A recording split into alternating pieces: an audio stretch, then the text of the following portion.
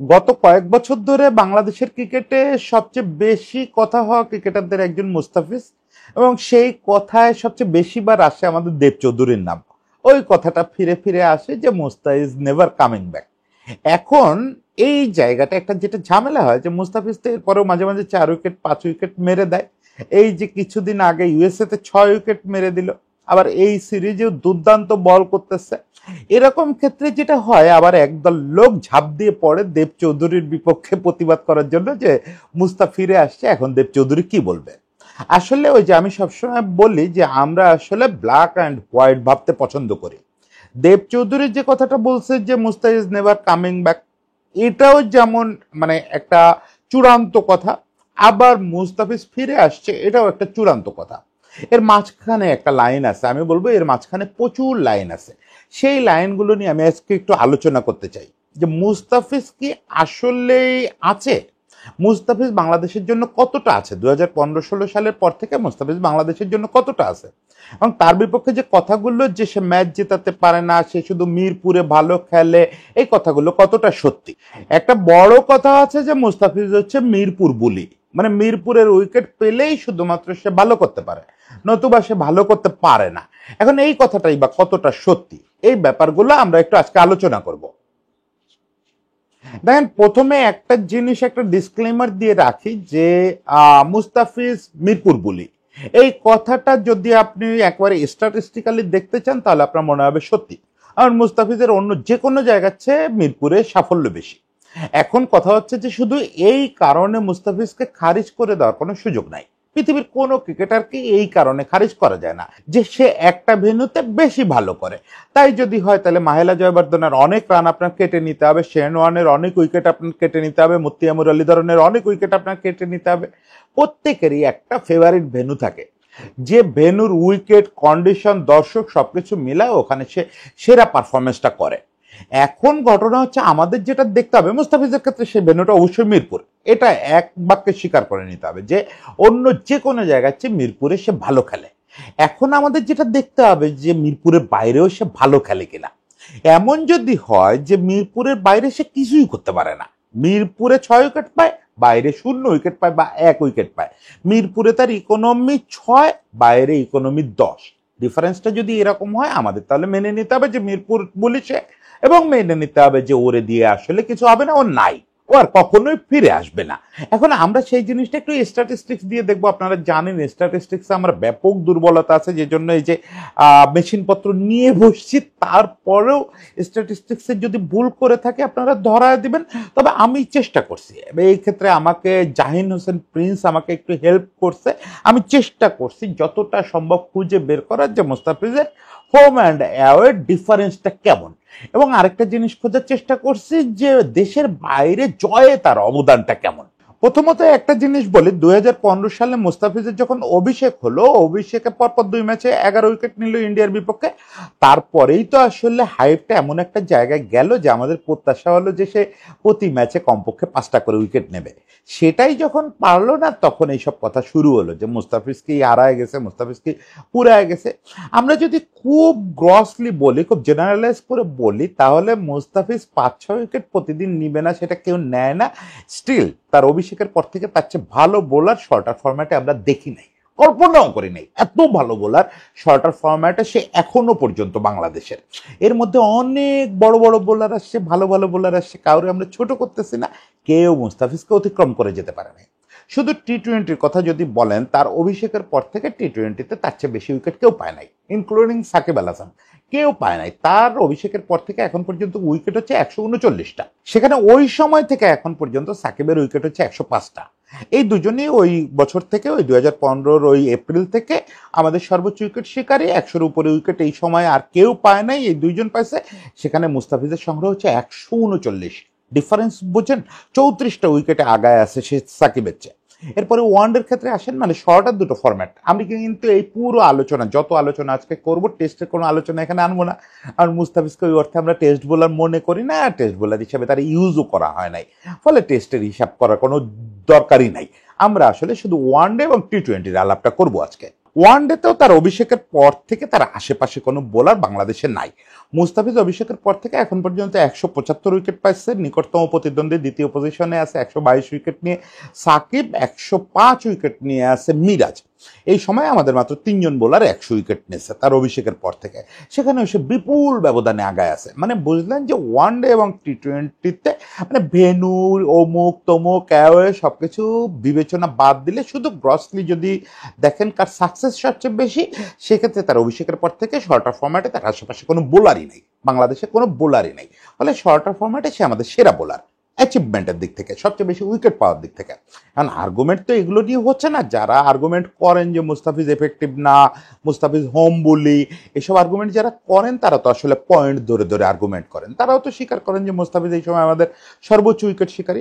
তারা বলতে চান যে মুস্তাফিজ মিরপুরের বাইরে এফেক্টিভ না, তারা বলতে চান মুস্তাফিজ ম্যাচ জিতাতে পারে না। এখন এই দুইটা জায়গায় আমরা তাহলে একটু স্ট্যাটিস্টিক্স দেখি।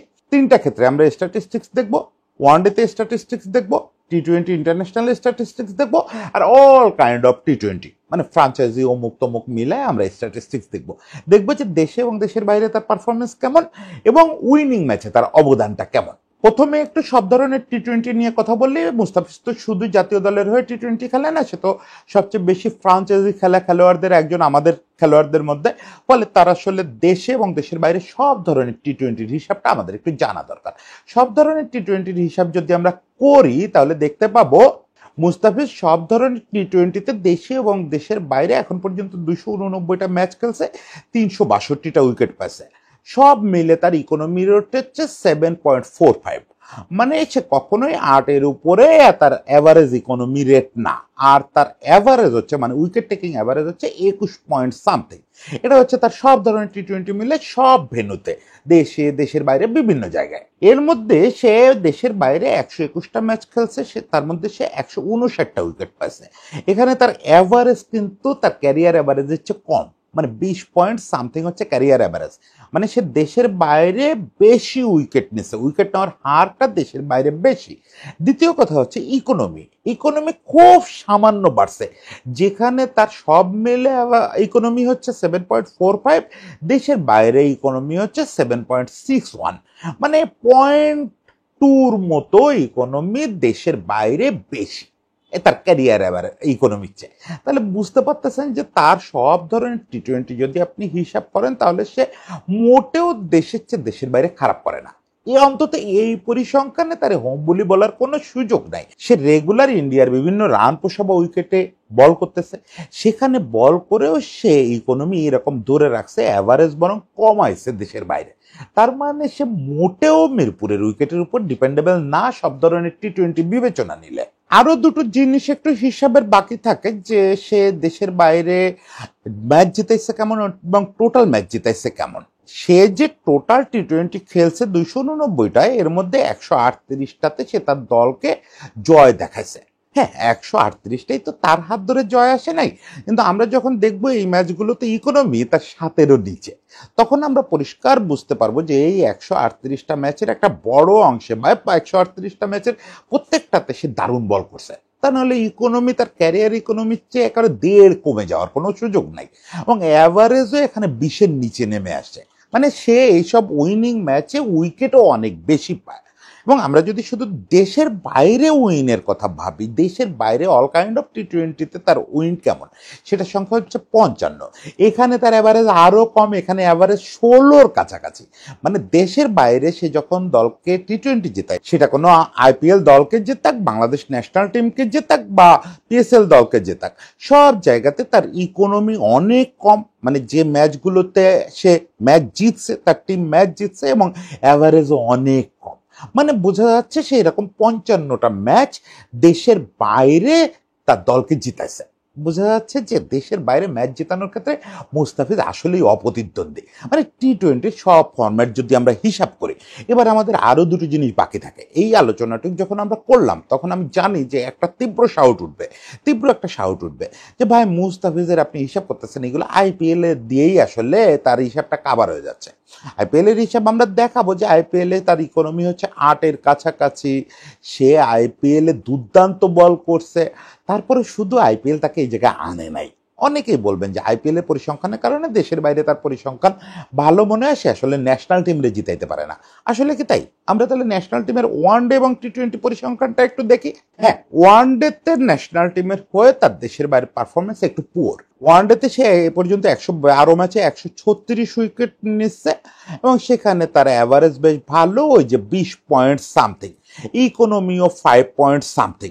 দেশের বাইরে সে 121 ম্যাচে 159টা উইকেট নিচ্ছে, ইকোনমি একেবারে সমান। দেশে এবং দেশের বাইরে ওয়ানডেতে তার ইকোনমি একেবারে সমান, কিন্তু দেশের বাইরে অ্যাভারেজটা একটু বেশি।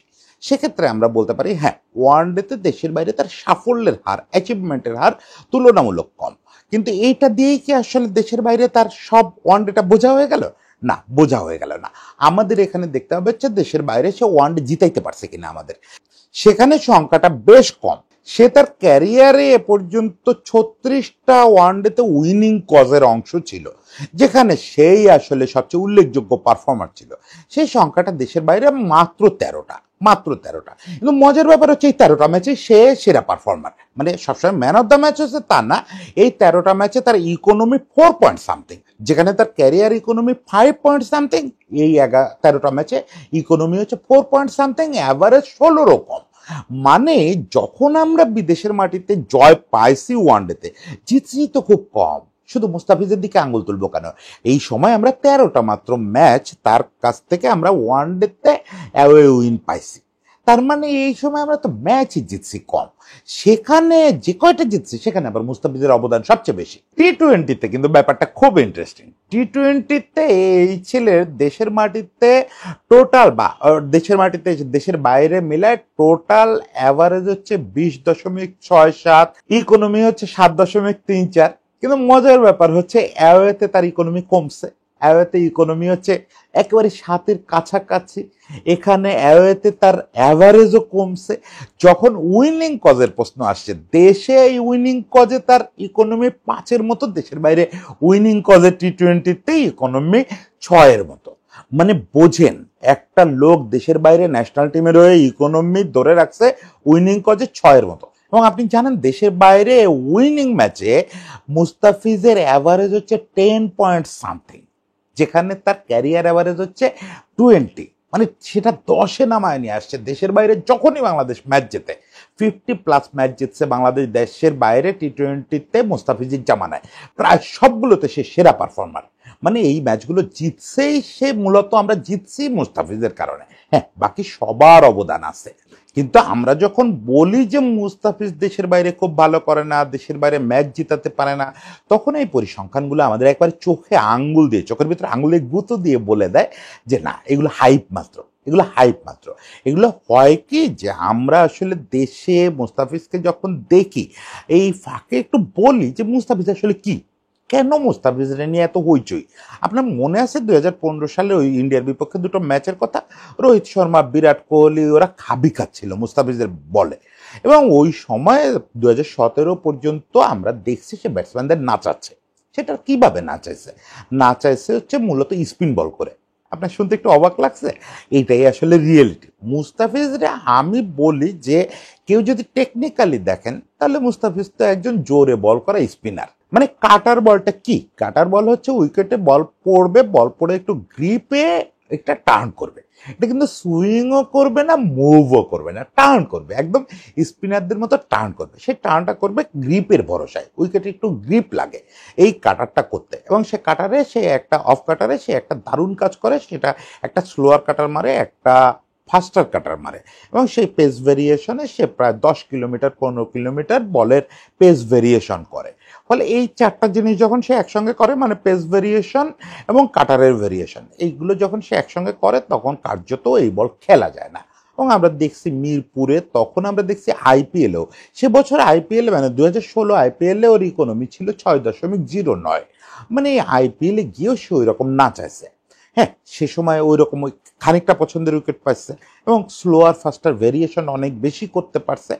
এরপরে যেটা হয়েছে, আমরা যে এই হাইপটা কেন আসলো যে মুস্তাফিজ নাই বা মুস্তাফিজ আর কখনো ফিরে আসবে না, এই হাইপটা হলো যে আমরা নাচতে দেখা বন্ধ করে দিলাম। মানে পৃথিবীব্যাপী যে ব্যাটসম্যানদের নাচানাচি, এটা কমে গেল।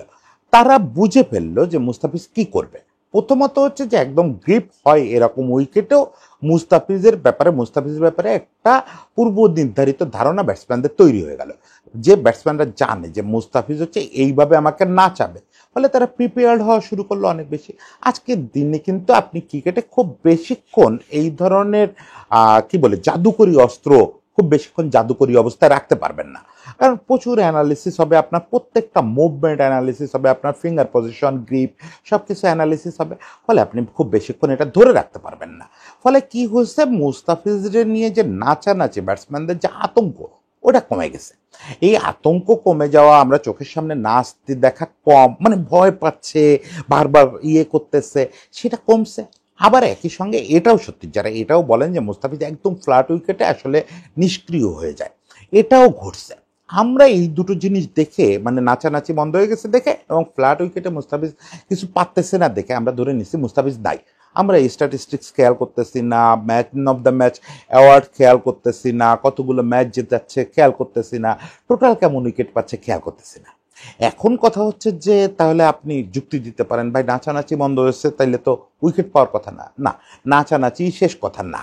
মানে ওয়াসিম আকরাম তার জীবনের প্রথম অংশে ব্যাটসম্যানদের যেরকম নাচাইতে পারছেন, বা শেরওয়ান তার জীবনের একটা বড় সময় ধরে ব্যাটসম্যানদের যেরকম বিভ্রান্ত করতে পারছেন, একটা সময় এসে তা পারেন নাই। তার মানে কি তারা এফেক্টলেস হয়ে গেছেন?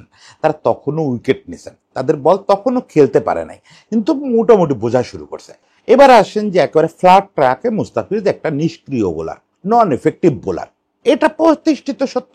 এখন এই কথাটা প্রতিষ্ঠিত সত্য হলে ক্ষতি কি? এতে কি মুস্তাফিজের কোনো মান অপমান হচ্ছে, বা মুস্তাফিজ নাই তাই হয়ে যাচ্ছে? না, পৃথিবীর বেশিরভাগ বোলারই ফ্ল্যাট উইকেটে নিষ্ক্রিয় বোলার। এখন লাহোরের উইকেটে বুমরাও তো কোনো বোলার না। লাহোরের উইকেটে আপনি যদি বুমরারে বল করতে বলেন, তাও তো সমানে এই যে পাকিস্তানের যে আনাড়ি ব্যাটসম্যানগুলো আসছে, এরা 4 ছক্কা মারতে থাকবে।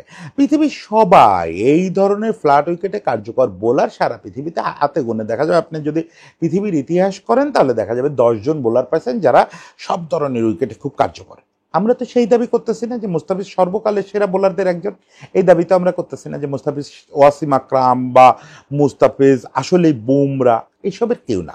মুস্তাফিজ আমাদের সেরা অ্যাসেট, আমাদের সেরা অ্যাসেট, সেটা ওয়ার্ল্ড ওয়াইড বিচারে হয়তো অ্যাভারেজ।